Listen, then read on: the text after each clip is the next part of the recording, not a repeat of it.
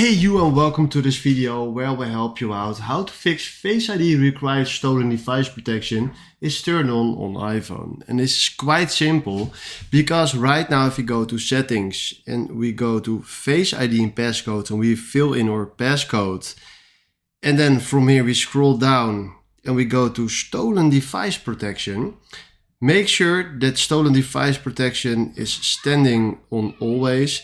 And right now, if you want to turn this one off, and I'm not using my Face ID. Now, let's try it again. Now it says Face ID required. Face ID is required to continue because stolen device protection is turned on. So guys, seriously, there is no other way than using the face that someone used for this. You can search on the internet, you can search on the Apple Help Center or whatever, but there is no other way.